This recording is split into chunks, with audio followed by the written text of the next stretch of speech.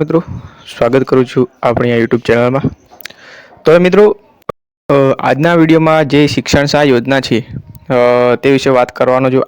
આ યોજનામાં મોટાભાગના જે વિદ્યાર્થીઓ છે તેમને ખ્યાલ નહીં, અમુક એવા વિદ્યાર્થીઓ છે જેમને મારી ચેનલને શરૂઆતથી ફોલો કરી હોય છે અને તેમને ખબર પડી ગઈ છે કે આ યોજના કઈ છે અને મેં ઓલરેડી આના વિશે વિડીયો અપલોડ પણ કરેલા છે। તો તમે જો ચેનલમાં નવા આવ્યા તો ચેનલને સબસ્ક્રાઈબ કરી દેજો અને વિડીયોને પણ લાઇક કરી દેજો। અને હા મિત્રો, આપણું એક વોટ્સઅપ ગ્રુપ બનાવેલું છે, તે તમે જોઈન કરી દેજો। અને તમારે કંઈ પણ ડિસ્કશન યા તમારે કંઈ પણ પ્રશ્ન રજૂ કરવો હોય તો તમે ટેલિગ્રામ ગ્રુપમાં રજૂ કરી શકો। ટેલિગ્રામ ગ્રુપ પણ ઓલરેડી બનાવેલું છે। આ બંનેની લિંક તમને વિડીયોની જે ડિસ્ક્રિપ્શન છે તેમાં મળી જશે। અને મિત્રો, આ યોજના વિશે તમને કોઈ પણ મૂંઝવણ યા પ્રશ્ન હોય તો તમે કોમેન્ટ બોક્સમાં જરૂરથી જણાવજો, તો હું તેના પરથી તમને તેનો રિપ્લાય પણ આપી શકું અથવા તેના પરથી એક વિડીયો પણ નવો બનાવી શકું। તો મિત્રો, આપણે વધુ સમય ના લઈએ અને આ વિડીયો છે થોડો લોંગ થઈ શકે છે, તો તમે સ્કીપ કરીને ના જોતા, કારણ કે હું આમાં જે પણ માહિતી આપું છું તે તમને ખ્યાલ નહીં આવે, કારણ કે ખ્યાલ નહીં આવે તો તમે જે આ યોજના વિશે તમે પૂરતી માહિતી નહીં લઈ શકો। તો મિત્રો, વિડીયો શરૂ કરીએ તો મિત્રો વાત કરીએ કે આ યોજનાનું શું નામ છે। તો આ યોજનાનું જે નામ છે તે શિક્ષણ સહાય યોજના છે। હવે આ યોજનાનો લાભ કોને મળે છે અને કેવી રીતે લાભ મેળવવો, તેમજ આમાં જે કયા વિદ્યાર્થીને લાભ મળે છે તે વિશે જાણકારી આપું છું। યોજનાનું નામ છે શિક્ષણ સહાય યોજના। હવે મિત્રો, આમાં જે બાંધકામ શ્રમિક યોગી જે હોય છે, કામ કરતા મજૂરો હોય છે, તેમના બાળકોને આ શિક્ષણ સહાય યોજનાનો લાભ મળે છે। તેમાં ધારો કે કોઈ બાંધકામ શ્રમયોગી છે તો તેના બે બાળકો હોય, કુટુંબમાં બે બાળકો અભ્યાસ કરતા હોય તો તેમને કોઈ પણ બે બાળકોને આ સ્કોલરશીપનો લાભ મળવાપાત્ર થાય છે મિત્રો। હવે મિત્રો, આમાં જો બાળકના માતા અથવા પિતા બંનેમાંથી કોઈ એકનું કાર્ડ ચાલે છે, પિતાનો પણ ચાલી શકે છે અથવા માતાનું પણ જે ઈ નિર્માણ કાર્ડ છે તે ચાલી શકે છે। આ સ્કોલરશીપ મળવા માટે તમારે ઈ નિર્માણ કાર્ડ છે તે હોવું જરૂરી છે। હવે મિત્રો, ઈ નિર્માણ કાર્ડની વાત કરું તો ઈ નિર્માણ કાર્ડ છે તે તમે જાતે પણ કાઢી શકો છો અથવા કોઈ પણ તમારું જે નજીકમાં સાયબર કાફે યા ઓનલાઈન CSC સેન્ટરમાં જઈને તમે કઢાવી શકો છો। ઈ નિર્માણ કાર્ડ હશે તો જ તમે આ સ્કોલરશીપનો લાભ મેળવી શકશો। ઈ નિર્માણ કાર્ડ માટે મિત્રો જણાવી દઉં કે તમે જે કામ કર્યું હોય, જે પણ બાંધકામ શ્રમમાં જે કામ આવતું હોય, ધારો કે કડિયા કામ, ચણતર કામ છે, બાંધકામ જે કામ હોય છે તે પાળા બાંધવાનું કામ, તેમજ જે ઈંટો ઉપાડવાની જે તમામ જે શારીરિક ક્ષમતે થતા મજૂર કામ હોય છે, મજૂરી કામ હોય છે, તે તમારા અનુભવ હોય, ઓછામાં ઓછા 90 દિવસ તમે કામ કરેલું હોય તો તમે એ નિર્માણ કાર્ડ છે તે કઢાવી શકો છો। મિત્રો, એ નિર્માણ કાર્ડ સ્કોલરશીપ કેવી રીતે મેળવવી અને કેટલી સ્કોલરશીપ મળે છે તેની વાત કરું તો મિત્રો, અહીંયા જે સન્માન પોર્ટલનો જે ઓફિશિયલ વેબસાઇટ છે એમાં તમે ઓનલાઈન ફોર્મ ભરી શકો છો। તો હવે આમાં તમને જણાવી દઉં કે યોજનાનું જે નામ છે એવું નથી કે ઈ નિર્માણ કાર્ડથી જે શિષ્યવૃત્તિ મળવાપાત્ર થાય છે। મિત્રો, ઘણી બધી સ્કીમો છે એ તમે જોઈ શકો છો, પરંતુ આપણે શિક્ષણ સહાય યોજના છે અથવા PhD યોજના છે તેની વાત કરીશું। હવે મિત્રો, જે શિક્ષણ સહાય યોજના છે તેનો હેતુ શું છે? તો રાજ્યના ઉચ્ચ શિક્ષણના અભ્યાસક્રમમાં પ્રવેશ મેળવવા માંગતા તેજસ્વી અને જરૂરિયાતમંદ બાંધકામ જે શ્રમિકના વિદ્યાર્થીઓની કારકિર્દીના ઘડતર માટે તથા શિક્ષણમાં આગળ વધી બાંધકામ શ્રમિકનું બાળક પણ ડૉક્ટર, એન્જિનિયર બને તે હેતુસર બાંધકામ શ્રમિકના કોઈ પણ બે બાળકને વર્ષમાં એકવાર માટે આર્થિક સહાય પૂરી પાડવી, આ મિત્રો એનો હેતુ છે। તો હવે લાભ મેળવવાની પાત્રતા શું છે? તો નોંધાયેલા બાંધકામ શ્રમિકના કોઈ પણ બે બાળકોને વર્ષમાં એકવાર, એટલે કે વર્ષમાં એકવાર સ્કોલરશીપ મળવા થાય છે। ધારો કે ધોરણ 9માં અભ્યાસ કરતું હોય તો ધોરણ 9માં એકવાર સ્કોલરશીપ મળવા થાય છે, ત્યાર પછી 10માં પણ મળશે, 11માં, 12માં, એમાં અલગ અલગ તમારે ફોર્મ ભરવાનું રહેશે મિત્રો। હવે મિત્રો, આમાં લાભ શું મળે છે? તો મિત્રો વાત કરીએ તો ધોરણ 1 થી ધોરણ 5 સુધીનો કોઈ પણ બાળક જે અભ્યાસ કરતું હોય ધોરણ 1, 2, 3, 4માં અથવા 5માં, તો તેને ટોટલ 1800 રૂપિયાની વાર્ષિક સહાય મળે છે। ત્યાર પછી ધોરણ 6 થી ધોરણ 8માં જો અભ્યાસ કરતો હોય, ધોરણ 6 થી ધોરણ 8, તો તેને 2400 રૂપિયાની વાર્ષિક સહાય મળે છે। ત્યાર પછી ધોરણ 9 અને ધોરણ 10ના જે વિદ્યાર્થી છે તેમને 8000 મળે છે અને ધોરણ 11 અને ધોરણ 12ના વિદ્યાર્થીને ટોટલ 10000ની સહાય મળવાપાત્ર થાય છે।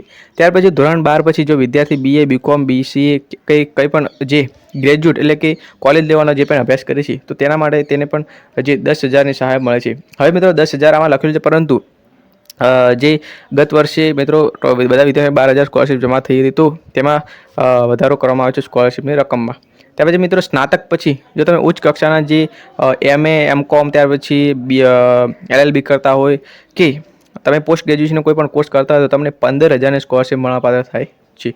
ત્યાર પછી મિત્રો બીજા પણ કોર્સ છે, MCA MBA જેવા તમે કોર્સ કરતા તેમાં સ્વનિર્ભર સંસ્થામાં જો અભ્યાસ કરતા તમને જેટલી પણ તમારી ફી હોય તેટલી પાછી આપવામાં આવે છે. એટલે કે મતલબ કે જેટલી પણ ફી હોય તેની સ્કોલરશિપ તમને રકમ મળવાપાત્ર થાય છે. એટલે 25,000 મળવાપાત્ર થાય છે. ત્યાર પછી ધોરણ 10 પછીના અભ્યાસ સરકાર માન્ય સંસ્થાના ડિપ્લોમા કરતા હોય તો તમને ટોટલ 25,000ની સ્કોલરશિપ મળવાપાત્ર થાય છે. ત્યાર પછી ઉચ્ચ કક્ષાના કોર્સ છે, MBBS, ત્યાર પછી MD, ડેન્ટલ જેવા સરકારના માન્ય સંસ્થામાં જો કોર્સ કરતા હોય તો ઓછામાં ઓછા 25,000 અથવા જે ફી હોય ફીના 100% રકમ તમને મળવાપાત્ર થાય છે. ધારો કે તમારી ફી છે 50,000 તો તમને 50,000 સ્કોલરશિપ મળવાપાત્ર થાય છે. ત્યાર પછી મિત્રો અલગ અલગ જે કોર્સો છે અહીંયા તમને જોવા મળે છે. ત્યાર પછી મિત્રો હોસ્ટેલ સહાય પણ મળવાપાત્ર થાય છે. તો જો તમે હોસ્ટેલમાં રહેતા હોય અને તમારી જો ફી હોય તો તમને વર્ષના 10 મહિના માટે દર મહિને રહેવા જમવાનું સહાય માટે ₹1200 અથવા જે ભરેલ ફી હોય તે પૈકી ઓછું હોય તે રકમ મળવાપાત્ર થાય છે. ત્યાર પછી મિત્રો પુસ્તક સહાય પણ મળવાપાત્ર થાય છે. હવે મિત્રો તમારે જો પાસે નિર્માણ કાર્ડ હોય અને તમારે ઓનલાઈન સ્કોલરશિપનું ફોર્મ ભરાવવું હોય ઘરે બેઠા તો તમે આપેલ નંબર પર મને ફોન અથવા વોટ્સઅપમાં મેસેજ કરીને વોટ્સઅપમાં મેસેજ કરશો તો યોગ્ય રહેશે. વોટ્સઅપમાં મેસેજ કરીને તમે ઘરે બેઠા ઓનલાઈન ફોર્મ ભરાવી શકો છો. તો ન જેવી ફી સાથે આપણે આ ફોર્મ તમને ભરી આપીશું. તો મિત્રો તમારા જોડે આટલા ડોક્યુમેન્ટ હોવા જરૂરી છે. જો તમારી જોડે નિર્માણ કાર્ડ હોય તેની સાથે શાળા કોલેજનું બોનોફાઇડ મિત્રો ખાસ મિત્રો જણાવી દો કે બોનોફાઇડ છે તે આમાં જે આપેલું છે અહીં ક્લિક કરો તેવું લખેલું છે તેના પર આપણે ક્લિક કરીએ અને જે બોનોફાઇડ આવે છે તે જ ફોર્મેટ પ્રમાણે બોનોફાઇડ છે તે કઢાવવું પડશે. એટલે કહેવાનો મતલબ કે આ જે પ્રિન્ટ તમને જોવા મળે છે આ PDF છે એ PDF કાઢીને ડાયરેક્ટલી કોલેજમાં આપીને આ લાવવાનું નથી. તમને જણાવી દઉં મિત્રો આ બોનોફાઇડનો જે સંસ્થાનો લેટર પેડ હોય છે અલગથી જે સંસ્થાનો જે કાગળ હોય છે મતલબ કે સંસ્થાનો જે લેટર પેડ એટલે કે ઉપર લખેલું હોય સંસ્થાનું હેડિંગમાં નામ હોય અને નીચે આ મુજબ ઉતારો કરવાનો રહેશે. મતલબ કે આ જે લખેલું છે તે બધું જ કોપી કરીને બીજા કાગળમાં સંસ્થાના લેટર પેડ ઉપર લખવાનું રહેશે. ઘણા વિદ્યાર્થીઓ શું કરે છે કે આ જ PDF છે તે પ્રિન્ટ કઢાવીને ડાયરેક્ટલી આના ઉપર જે સંસ્થા છે તેના સહી સિક્કા કરીને લાવી દે છે. પરંતુ આ મિત્રો નહીં ચાલતું. તમારે જે સંસ્થાના લેટર પેડ ઉપર કઢાવવાનું રહેશે. અહીંયા જે સેમેસ્ટર ફી લખવાનું આવે છે ત્યાર પછી કોર્સની વાર્ષિક ફી તે પણ લખાવવાનું રહેશે. જો ફી ના હોય તો તેમાં ડેશ કરીને અથવા 0 કરીને કરશો તો પણ ચાલશે.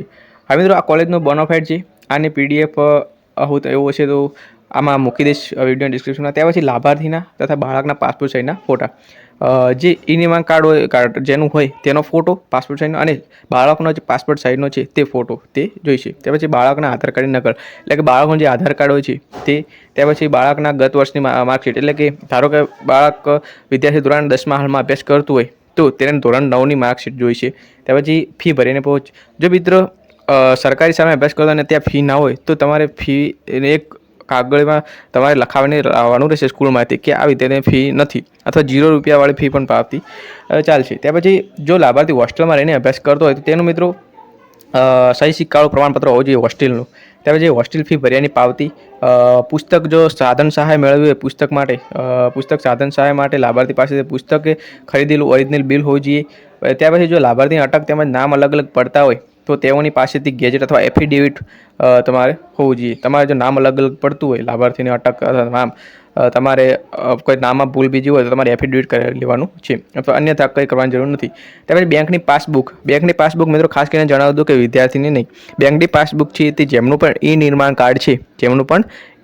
કાર્ડ છે તેમની બેંક પાસબુક છે અપલોડ કરવાની રહેશે અને તેમનું જ એકાઉન્ટ જોડવાનું રહેશે.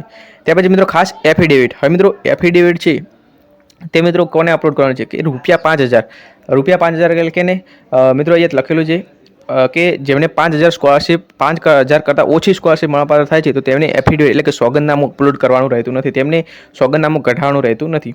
તો ધોરણ 6 થી 8 મિત્રો 8 ધોરણ સુધીના જે વિદ્યાર્થીઓ છે તેમને સોગંદનામું અપલોડ કરવાનું રહેતું નથી કારણ કે તેમને સ્કોલરશિપ છે 5,000થી ઓછી મળવાપાત્ર થાય છે. ત્યાર પછી મિત્રો અહીંયા જિલ્લા કચેરીમાં જે સન્માન પોર્ટલ પર ઓનલાઈન આમાં તમારે ફોર્મ કેવી રીતે ભરવું તો મેં તમને જણાવી દીધું કે આ વેબસાઇટ પર તમે ફોર્મ ભરી શકો છો અથવા તમને ફોર્મ ભરતા ના ફાવે તો તમે મારો કોન્ટેક્ટ કરીને ફોર્મ ભરાવી શકો છો. તો મિત્રો વાત કરીએ તો આની જે શરતો નિયમમાં જે અરજી કરવાની મર્યાદા એટલે કે છેલ્લી તારીખ કઈ છે તો તમે શૈક્ષણિક સત્ર શરૂ થયું હોય બોનોફાઇડમાં જે તમે તારીખ લખાવો છો ને એ તારીખથી માંડીને 6 મહિના સુધી આ પછી ફોર્મ તમે ભરી શકો છો. ધારો કે તમારું સત્ર છે જૂનમાં ચાલુ થયું તો જૂન, જુલાઈ, ઓગસ્ટ, સપ્ટેમ્બર, ઓક્ટોબર, નવેમ્બર તો તમે નવેમ્બર સુધી આ છે ફોર્મ ભરાવી શકો છો. ત્યાર પછી ફોર્મ ભરાતું નથી. હવે એક જ લાભાર્થીને 2 બાળકોને સહાય હોય તો બંને બાળકોને અલગ અલગ ફોર્મ ભરવાનું રહેશે. મિત્રો જો બાળકના જે બે બાળકોનું ફોર્મ ભરવું હોય તો બંને વિદ્યાર્થીના અલગ અલગ ફોર્મ ભરવાના રહેશે અને બંનેના ડોક્યુમેન્ટ પણ અલગ અલગ અપલોડ કરવાના છે, મતલબ કે એફિડેવિટ પણ અલગ અલગ અપલોડ કરવાનું રહેશે. ત્યાર પછી બાંધકામ શ્રમયોગીના બાળકોને શિષ્યવૃત્તિ મળવા માટે ઉંમરની મર્યાદા વધુમાં વધુ 30 વર્ષની હોવી જોઈએ.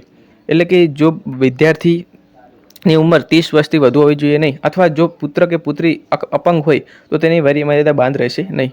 એટલે કે તેના 30 વર્ષથી ઉપરના વિદ્યાર્થીઓ અપ્લાય કરી શકે છે જેઓ અપંગ છે, તે વિકલાંગ હોય તે. જે તે શૈક્ષણિક વર્ષમાં પ્રથમ ટ્રાયલ પૂરતી મર્યાદિત રહેશે. જે તે ધોરણ વર્ગમાં નાપાસ થનાર તે ધોરણ વર્ગ માટે બીજી વાર સહાય મળવાપાત્ર રહેશે નહીં. મતલબ કે જો તમે ધોરણ અંદર 10માં નાપાસ થો અને ધોરણ 10ની અંદર તમે સહાય મેળવી છે, તો ફરીથી તમે ધોરણ 10 કરો છો તો તમને ફરીથી સહાય મળવાપાત્ર થતી નથી. ત્યાર પછી જો કોઈ બાળક શ્રમિકના બાળકને રાઇટ ટુ એજ્યુકેશન દ્વારા એડમિશન મળેલું હોય, એટલે કે આરટીઆઈ હેઠળ અને ઓપન યુનિવર્સિટીમાં અભ્યાસ કરતો હોય અથવા એક્સટર્નલમાં અભ્યાસ કરતા હોય અથવા અન્ય વિભાગને કોઈ સમાન પ્રકારની સહાય મળતો તે બોર્ડની સહાય મળવાપાત્ર થતી નથી. જો મિત્રો આરટીઆઈ હેઠળ અભ્યાસ કરતો હોય ખાસ મિત્રો, તો તેને આ સહાય મળવાપાત્ર થતી નથી. અરજદારે અરજી ફોર્મમાં સંપૂર્ણ સચોટ તમામ વિગતો ભરવાની રહેશે મિત્રો, અન્યથા અરજી તમારી રદ ગણવામાં આવશે. અહીં લખેલી જે અરજી છે ઓનલાઈન ભરવાની રહેશે મિત્રો. ત્યાર પછી તમારી અરજી મંજૂર થશે અને મિત્રો ફેબ્રુઆરી યા માર્ચ 2025ની અંદર તમારી સ્કોલરશિપ જમા થઈ શકે છે. તો મિત્રો આ હતો આજનો વિડીયો ઘણો લાંબો થઈ ગયો. વિડીયો મિત્રો ગમે તો વિડીયોને લાઇક કરી દેજો અને ચેનલને સબસ્ક્રાઈબ કરીને રાખજો મિત્રો. તો મિત્રો મળીએ છીએ બીજા એક નવા વિડીયોમાં.